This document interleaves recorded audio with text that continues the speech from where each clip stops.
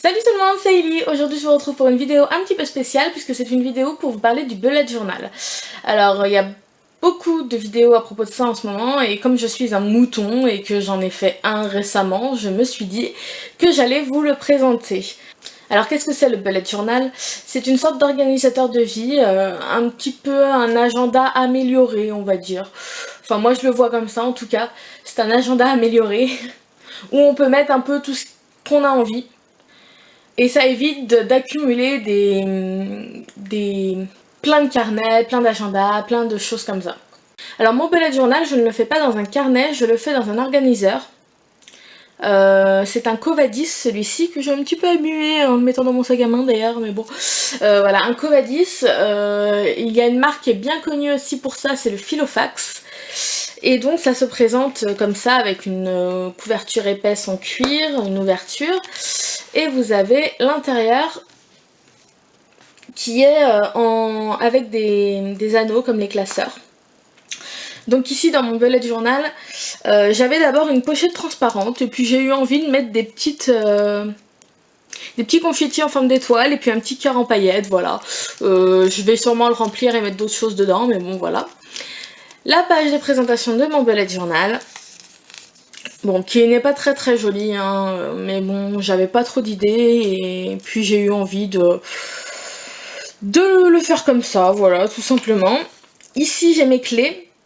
Donc, quand je fais un point, c'est une tâche. Quand c'est une croix, c'est la tâche qui est faite. Un rond, c'est les événements. Une flèche reportée. Un triangle, c'est urgent. Une étoile, c'est les fêtes. Point d'interrogation, c'est les recherches. Et les traits, les tirets, c'est des notes. Et j'ai aussi en fait séparé mon bullet journal en plusieurs catégories. Parce que je n'aime pas trop en fait le principe d'avoir un carnet où il faut revenir sur les pages précédentes pour pouvoir retrouver des choses qu'on a faites. Par exemple ici j'ai mis en première partie ce qui est agenda entre guillemets, hein. C'est pas vraiment un agenda mais ça ressemble à un agenda. En deuxième, avec le post-it violet, c'est tout ce qui concerne mes blogs et YouTube. Je sais pas si vous voyez très bien en fait parce que j'ai pas un bon retour là. Le jaune, c'est tout ce qui concerne mon régime parce que oui, je suis en constant régime finalement. Et bon, ça j'en parle sur mon autre chaîne. Si un jour vous voulez y faire un tour, je vous donnerai l'adresse.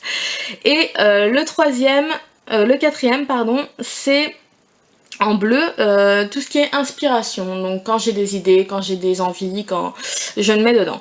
Voilà, donc mes clés. Ensuite j'ai aussi la légende de mon emploi du temps, en fait, de la répartition de ma journée, parce que dans toutes les journées que j'ai, je mets ce petit rectangle là avec les heures de la journée et je partage entre sommeil, préparation pour le boulot, les temps libres, les rendez-vous, quand je fais les courses, quand je suis avec mes amis ou la famille et quand je fais des sorties. Et en fait, vous verrez comment ça se présente.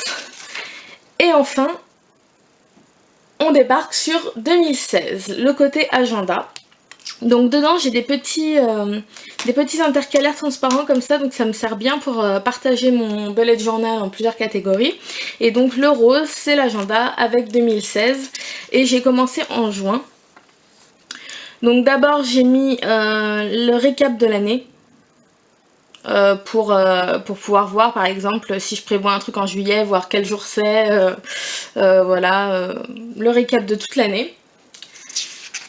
Ensuite j'ai mon année en pixels. Alors mon année en pixels, j'ai vu ça sur Pinterest et j'avais trouvé ça très cool. C'est pour mettre mon humeur. Donc comme j'ai commencé le 10 juin apparemment, je me rappelais plus mais j'ai commencé le 10 juin. Et en fait chaque couleur représente une humeur. Donc le vert c'est l'éclate totale, le jaune ça va bien, le orange bon bah c'est sans plus quoi, le rouge c'est pas bien et le bleu c'est une catastrophe, c'est quand je pleure, quand j'en peux plus, bon ça heureusement ça arrive pas souvent. Et donc chaque jour je mets ma petite couleur pour voir en globalité comment je me suis sentie dans l'année en fait. Parce que j'ai tendance à être... Enfin je suis plutôt optimiste comme fille mais j'ai tendance à quand même porter plus sur le négatif quand ça va pas, enfin j'ai l'impression de plus ressentir quand ça va pas que quand ça va. Donc je me suis dit, ça me permettra de relativiser.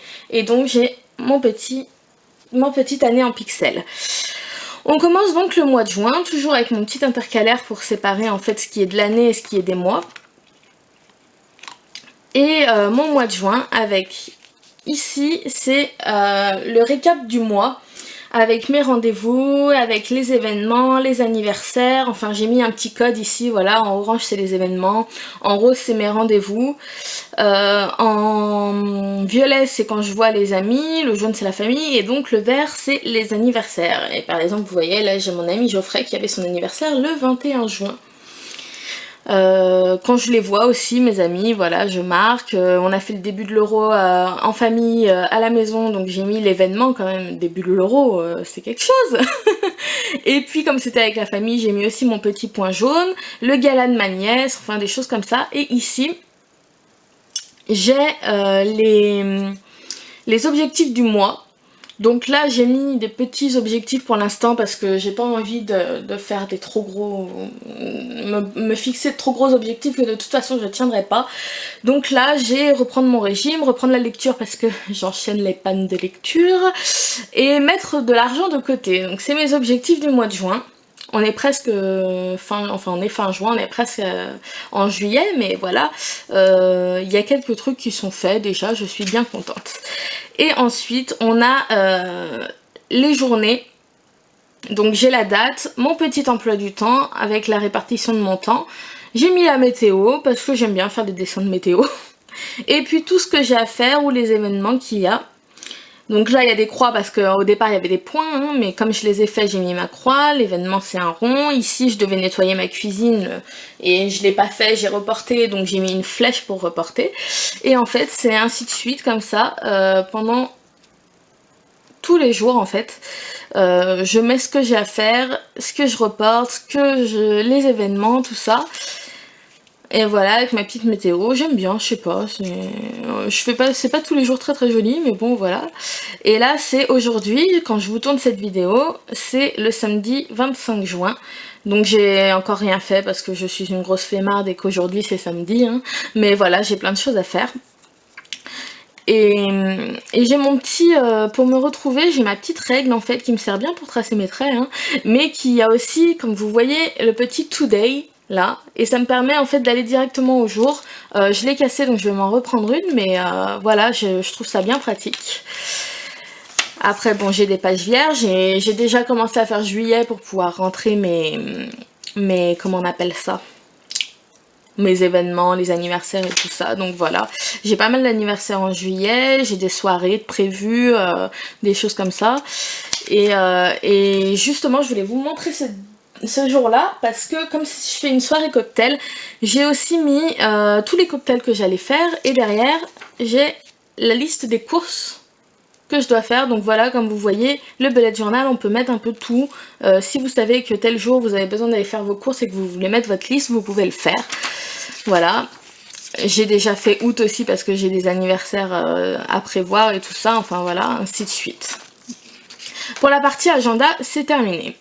Ensuite, on arrive à la partie blog et YouTube. Donc j'ai un peu mélangé parce que j'ai deux chaînes YouTube et j'ai un blog.